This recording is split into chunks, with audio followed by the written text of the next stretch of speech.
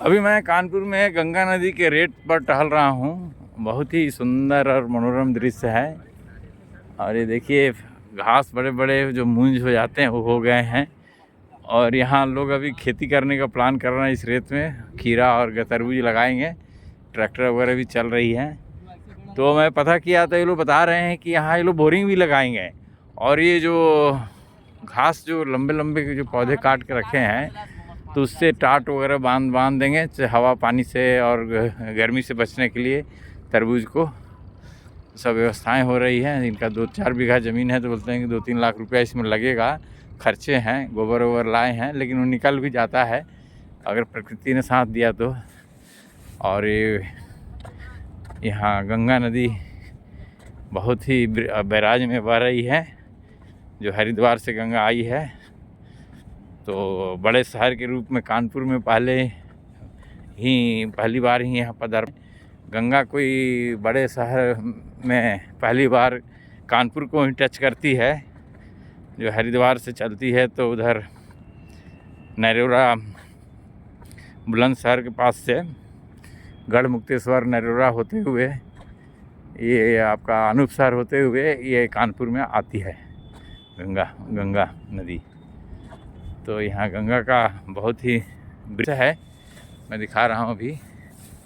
तो आज मैं गंगा नदी के किनारे टहल रहा हूँ, गंगा बैराज कानपुर। और एक टूरिस्ट प्लेस टाइप का ये बैराज बन चुका है, दिखा रहा हूँ। और बैराज का उधर में बहुत सारे होटल्स, खाने पीने का, फास्ट फूड सेंटर, मैंने 100-200 दुकानें हैं। और शाम को टूरिस्ट सैलानियों का और भीड़ लग जाती है देखने वालों को, खाने पीने वालों को। ये देखिए गंगा का दृश्य में दिखा रहा हूँ, बहुत सुंदर नाव भी चल रही है और चिड़िया पक्षी सब है।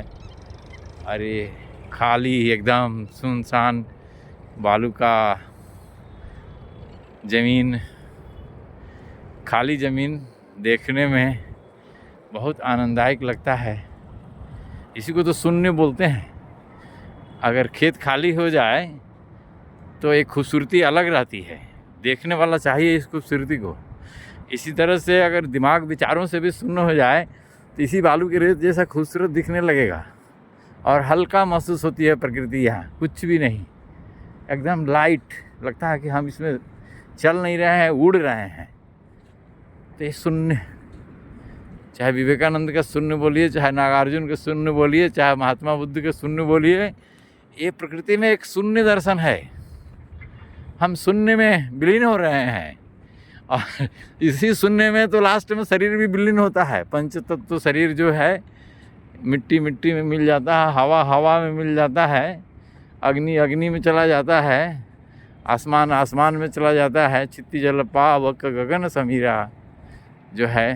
तो ये 5 गगन, समीर, चिति, जल, वो सब इसी में तो विलीन होना है।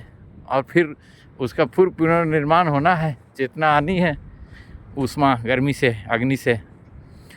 तो बहुत सुंदर दृश्य, शून्य, प्रकृति एक शून्य के रूप में दिख रही है। तो ध्यान में तो इसी शून्यता को प्राप्त करते हैं। यही तो समाधि का एक रूप है। ये दर्शन एक समाधि का ही रूप है। समाधि प्रज्ञाशील, समाधि प्रज्ञा ऐसे जगह में आने से जगता है। शून्य में हम प्रवेश कर चुके हैं। इस शून्य का एक हिस्सा है जहाँ हम अकेले हैं, सोलो हैं।